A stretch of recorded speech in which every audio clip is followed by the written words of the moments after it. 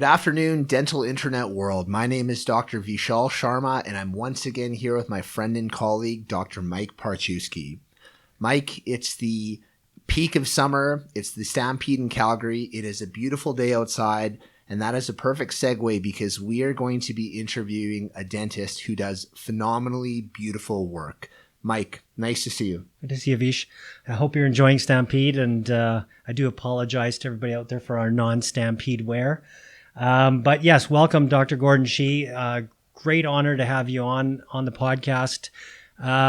It's interesting because my introduction to you was actually through Instagram and seeing some of your cases that showed up on Instagram, and we're following different people, and it was interesting because I did not know at the time that you were in Calgary, and so I actually was following it, going, okay, telling my team, okay, we got to start doing pictures like this. Like, we've got to figure this guy's got this down pat. What are we doing wrong here? How is he doing this? And then an Orem rep was here, and they're like, yeah, he's actually in Calgary. And so we put two and two together. And so I was actually a closet fan of yours for quite a while. And but to everybody out there, Dr. Gordon Chee, Calgary dentist, does a ton of cosmetic work and focuses mainly on cosmetic dentistry. And the difference that he makes, I believe, is the photography and the presentation, but the delivery of the cases to make that photography beautiful. Obviously, the cases have to be beautiful, and the artistic side of it is, I feel, second to none from what I've seen. And so without further ado, why don't you, Dr. Chee, just give us kind of an outline of what drove you into this whole pathway, education-wise or passion-wise, through your dental career here? Sure. Well, thank you so much for having me. It's an honor to be asked to be on this podcast. So I graduated from U of A, University of Alberta, in 2000, and then started working in Fort St. John in Vancouver. I was practicing in Vancouver for about 6 years, and mainly doing dental dentistry. But I've always had an interest in like the artistic side of things. Like growing up, I loved sketching and drawing, and so I always had a bit of a passion for artistic creativity as well. And so I did a little bit of aesthetics there and was quite interested in it. And then in 2006, my wife and I moved to Calgary and purchased a dental practice, aesthetic dental studio, which is where I still practice and own the business. But the previous owner was LBI instructor. You probably know him, Dr. Ryan Chernesky.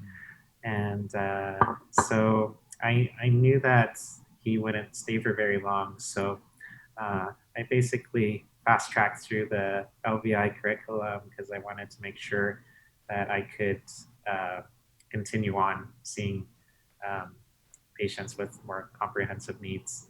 And so I went to LVI, started really learning about how to, run a niche type of practice, a more boutique type of practice, and getting the skills and confidence to do more comprehensive cases. And then, just basically just been working on aesthetics a lot. In 2007, we had our first child, and that's when I started getting into photography because I wanted to learn how to take good pictures of my kid. So I started really enjoying it, and then getting into photography and with landscape photography, and then kind of getting into also studio photography. And one day I started, with Instagram, I just kind of went online and started seeing some other dentists around the world with really nice photos. And I decided just to try and bring some of my photography knowledge into the dental office and start bringing in some like studio lights and things like that. And I took one dental photography course just to see what it was about. And yeah, I just kind of evolved from there. And Instagram's been um, quite instrumental in our practice of late. Like you said, before Instagram, no one really knew who I was. And now, I've developed a bit of a following and, met some amazing fellow dentists. And getting, it's a great platform to get inspired. So a lot of the cosmetic work and photography that I do is a lot of it's inspired from other people that I admire, other clinicians around the world. So yeah, we've been just working really hard on improving every day, and that's kind of my mindset is just to be better every single day than you were the day before, and be try to be inspired and inspire other people, and you know, it's just what we're passionate about doing. Nice. Well, that's a great story, Gordon, and I think you answered my next question as to describe your journey to becoming an aesthetically or cosmetically driven restorative practice. Obviously, the transformative moment for you was buying Dr. Cherniski's office, and you're clearly passionate about what you do. How have you engaged your team on this journey? I know recently you had a long-standing team member who obviously had bought into the same concepts that you believe in and that you preach, and she recently moved on away from dentistry. So as you bring on a new team member or with other team members, how do you convey that passion? How do you engage them? And how do you get them to buy into the concept of better every day, which I love, by the way? Yeah. I mean, it's interesting. A lot of the team members that we ended up hiring, just maybe by fluke, all of them were a lot of them were ready to quit dentistry because they had been to so many general practices that just weren't fulfilling for them or just overly stressful. And so we had about 2 or 3 team members where they're like, we were ready to throw in the towel until we came here.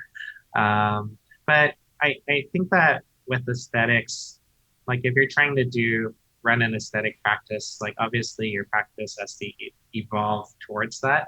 And so we've kind of gone the opposite of a lot of dentists where, they're always thinking of increasing and expanding and hiring more associates and getting bigger and bigger.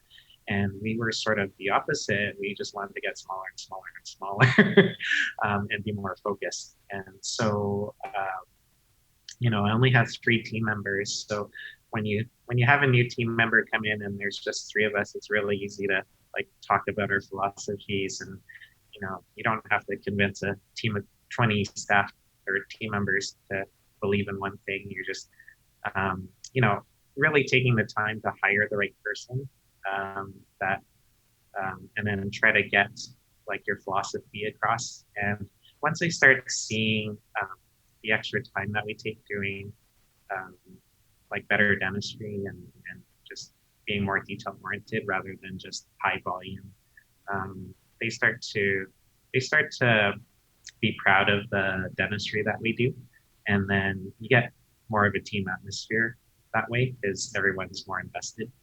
Yeah, that's a great answer. Yeah, and I do agree. The bigger the staff, the bigger the number of staff, the more problems, because it just takes 1 or 2 people that are not in the same vision to turn the whole thing upside down. And so if you can keep your staff levels down, it is a big difference on keeping your vision and your culture in check.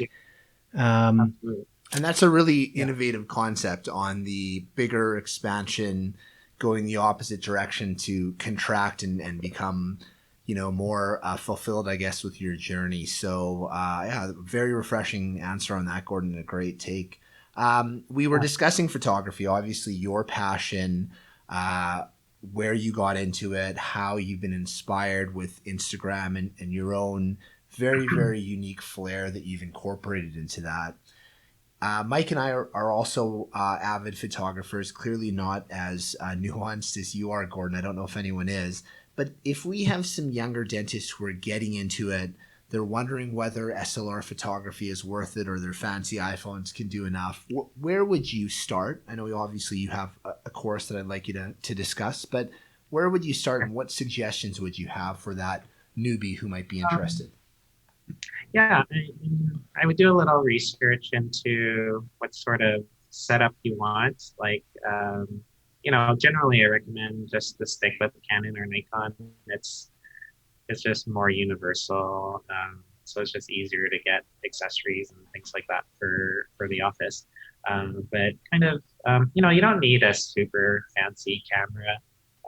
Just something kind of mid-range, and then just like a good macro lens, and then just look into what sort of flashes work for you. Like if you're mainly wanting to take pictures of molars and back teeth and class 2 composites, then you might look at using a ring flash. Lights up the mouth a little better inside, and you can have like a little bit of diffusion on your ring flash just to soften it a little bit. I do a lot of anterior cases, so I tend to use more of like a twin flash setup. Yeah. But just kind of getting your setup first, and then like the big thing is really just start shooting. Like I learned a lot of my photography just playing around with my camera and shooting in different lighting situations, and just starting to really understand like what shutter speed really means and what aperture really means, and ISO and how they all affect each other. So it's once you have a very good understanding, then you're more flexible for different like types of photographs you want to do. It's kind of like I find a lot of dental photography courses, they just say, set your camera and flash to this, and then go back to your office and shoot with those settings. But a lot of the students don't really understand what that means. So it's kind of like, it's better to, what's the saying? It's better to teach someone how to fish rather than to just give them fish. I'm sure I got that wrong. It's just practicing. There's a saying that I have in a lot of my photo lectures, where your first 10,000 images are your worst. So just keep shooting, and then you'll start to understand like how things affect each other and get better. But obviously, taking a good photography course is helpful. And those are great suggestions. I just want to point out, though, Gordon, is Mike buys all his fish from Costco in bulk, so I'm not sure if the teach a man to fish is applicable for him. True enough. Yeah, farm fishing here. Do you recommend, and do you have like your own studio in your clinic? And do you recommend dentists to have to do a dedicated little studio area? Yeah, we have a studio area basically just to take really nice before and after portraits of patients. It's helpful if you're doing any sort of aesthetics to just have like a nice little spot to take photos, even if you're doing, say, like a digital small design, or even like Invisalign. Just having a little dedicated space is really nice. It doesn't have to be very big. I've worked in studios that are just like tiny little space, and it's nice to have. I understand a lot of practices may not have the space for it, but yeah, definitely if you're designing a new office, or if you have extra space, I'd certainly suggest having a studio area. And so just walk us through, a new patient comes in interested in a new smile makeover. How do you use the technology in your office to convey to your lab technician you're working with? How do you work with the technology to convey the information so that everybody's on the same page? Sure. So when we have a new patient come in, I'm actually in our consultation room right now, but basically they sit down, I'll chat with them, examine them, and then I'll take a standard set of photographs, and then our screen behind me actually is one of those Samsung frame TVs that looks like a painting, but it's connected to our computer. So then once we load the photos onto the computer, either by memory card or wirelessly, we can just shut off the painting and then the photos pop up on the big screen. And then we also have, I have an iPad Pro that is also logged into the computer at the same time. So then I can actually draw their smile and then it'll show on the big screen at the same time. So it's a nice way to communicate. Like I can annotate with the stylus, this, for example, like this tooth, we can make it a little longer. This tooth, we can make it more square, whatnot. And so they sort of understand. And then I'll often actually show them my Instagram and just say, here's a bunch of cases, like which one appeals to you. And it's a good way of showing them your work because in my case, like for our Instagram grid, we have a lot of like artistic stuff thrown in there too. So it just gives the patient a sense of like you take a lot of care into the artistry of aesthetics, and it kind of gives them more confidence. And they're like, wow, you have a lot of followers, and that looks really amazing. Are those all your patients? And so it just, helps kind of, boost up your credibility. Yeah. Confidence inspiring. And then I'm in close communication with my lab technician. I'm always sending, like he's probably more anal than I am, and we're just always sending photos back and forth and videos back and forth and doing that sort of thing. In terms of the smile design, I have an iTero where we do a digital scan for the smile design. So I send that over to the lab. And then you'll, of course, from that, videos, photos, the iTero scan, you'll do a smile trial. Orem does those, and that's typically the workflow. Gordon, is that correct? Yeah, I mean, that's one way you can do it. Honestly, I don't do a lot of smile trials, not because I don't think they're good. It's just over time, I feel a lot of times smile trial is sort of to try and convince someone that's maybe like on the fence. Mm-hmm. But I find a lot of our clients, they're either referred here or they've already done their research and they already know they want veneers here. Yeah. So I don't find it often too necessary for us to go through that extra step. Yeah. But certainly if and that takes time to develop. Like,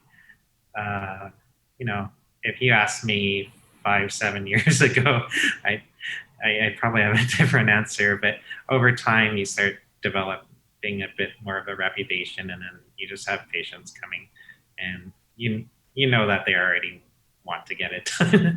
So I try not to say too much and just kind of book them in. That's a great tip. And so you've got a couple upcoming courses, Gordon. Obviously, you'll be discussing your workflow, your philosophy, your photography, your case presentation. If I'm not mistaken, you have a course coming up in Saskatchewan, September 25th, 26th. I think you're on the 26th weekend. And then with our good friend and colleague, Dr. Valinder Dacey, and his Stained Tooth Education platform, you're going to be drinking some wine and talking about how to prep teeth not under the influence of wine, September 10th, 11th. So talk about those courses, please. So the Stained Tooth Education, it's funny, I actually introduced Wally to Alexandria because I'm good friends with Wally and I'm also good friends with Alexandria. And I kind of discovered that they were both really into wine and kind of working towards being sommeliers. So I kind of introduced the two of them, and then they kind of hit it off and developed this Stained Tooth Education program and invited me to be their first speaker, which I'm quite honored to do. So yeah, it should be a fun time. I'm doing 2 1.5 hour lectures. One is going to be on photography and how to use it for marketing and social media, and the other will just basically be my A to Z workflow, how I do a small makeover case, and starting from the consultation all the way to posting the before and afters on Instagram. So Yeah, and yeah, it should be. you can register for that at Stained Tooth Education. And then in Saskatoon or in Saskatchewan, pardon me, Gordon, you're going to be giving another presentation. Yeah.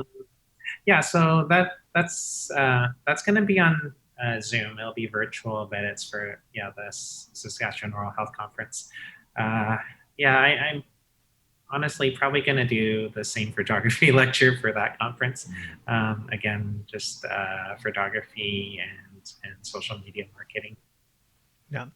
Now, on the social media and marketing, and we get into SEO and your website build outs and stuff. What are the give everybody that's listening to this? What are some of the key things that you would say a dentist who's trying to niche themselves, whether it's cosmetics or implants or something? What are some of the key things that you have found that have driven patients directly to you in your marketing efforts? Like, what's your big tips for that? Well, I mean, it first started off with website. Obviously, your website's always. I mean, I think it's still your most important way of marketing. I think you need. I mean, obviously, don't cheap out and get like a really good SEO company to handle those things for you. I think it's really worth the extra money to have a really good company deal with your website. Uh, in the last few years, again with Instagram, I've kind of grown a lot on Instagram, and we do get a lot of our patients through Instagram now. And it's interesting because it's more of a global audience compared to before, where you're basically just seeing patients from Calgary. Once you get on Instagram or any other social media outlet, you tend to get more out of town people. So I recently did a small makeover on a girl who would drive 10 hours for every appointment. And then I have like another that wants to fly here from Montreal, and another that wanted to fly here from Florida. So it's interesting. It's a different way of marketing, and you do try to make your appointments more efficient for people that are from out of town. But yeah, I would say like website and Instagram are two big sources of new clients. Nice. Now, we had talked previously, just before we got on the air here. You had mentioned you're taking a trip here, and that's some of your summer vacation plans. Where are you headed there? Oh, we're actually headed to Kelowna for a few days. We're taking a little road trip with our family. We have 3 kids, and we're just gonna go to Kelowna for a few days, and then Victoria, where my wife is from, and Parksville, and then just hang out around there for a week, and then back to Vancouver, and then back home to Calgary. So should be nice to get away finally. Yeah. Looks Stuck like in Calgary for a long time. Totally. It's been a full lockdown. And so speaking of that, obviously you've got a vacation for the next couple of weeks. You're back at work in August. You've got a busy teaching schedule in September. What is the post-September, hopefully pandemic plan for you, Gordon? Obviously some more education. What else do you have on the conference or the professional side of things coming up? Sure. So I teach a photo mentorship program called Create Photography. That's KRE and the number 8. So it's sort of like a virtual 8 to 10 lectures once a week, and hands-on, virtually hands-on, which is a little different but it seems to be a really good way to learn photography because you're using your own equipment, you're doing it in your own space. I find that, and plus having that week in between gives you a chance to practice and submit photos. So we do photo critique, and I look over all the photos, and I give assignments and whatnot. So it's a really cool program. So I'll try to start that up again in the fall and winter. There's a pretty long wait list right now. There's about a 2-year wait list. So I need to get through some of those courses too. Yeah, I'm on that wait list, by the way. So yeah, if you know a guy who knows a guy that can get me the back door, let me know. Let's bump us up a bit here. Yeah. Yeah, I'll put in a good word. Yeah, so that should be fun. And in terms of conferences, I'm going to the DIA conference in December, hopefully, which is a really, if you've never heard of it, it's like the funnest conference you'll ever go to. It's basically all a dental conference for the Instagram dental community. And so it's really cool going there, and you meet a lot of people in person for the first time that you've been sort of communicating with on social media. So some of these people, you feel like you really know them, but you've actually never met them in person. So it's actually really nice to go and meet people in person. Yeah, it's a really good time. So I believe that's, I can't remember the exact dates, but it's during the first week of December. Right on. Perfect. And Gordon, lastly, are you able to give us your work Instagram handle, please? Sure. Aesthetic Dental Studio. Aesthetic is with an A, so AESTHETIC, Dental Studio, is my sort of office Instagram profile. I also have at Dr. Gordon Chee, GORDONCHEE. So that's another Instagram handle I have. That one I try to make it more for dentists, so maybe a bit more educational. And then I have my Create Photography handle as well on Instagram, so KRE, the number 8, photography. And so there I post a lot of my portraits, and then I post some stuff about the courses that we have. Well, awesome. Inspiring stuff. So that's Aesthetic Dental Studio. And of course, it's an A because we're Canadian after all. Right? Gordon, on that lame joke, we're going to wrap up. Thank you so much for your time and providing some insight into the success you've had and the passion that you have with your practice. We will look forward to seeing. Yeah, of course, we'll look forward to seeing what more you have to offer on Instagram. I'll pass it over to Mike to wrap up. Yeah, thank you very much. It's great to have you on, and thanks for your words of wisdom on cosmetic dentistry. And for all of our listeners, our Instagram at Digital Workflow Dentistry, all the links in our bio to our podcast, to upcoming lectures with DWD Dentistry. And again, great to have you here. Thanks, Vish, for being here. And everybody enjoy Stampede and take care. Thanks, everyone. Bye. Thank you so much. Bye.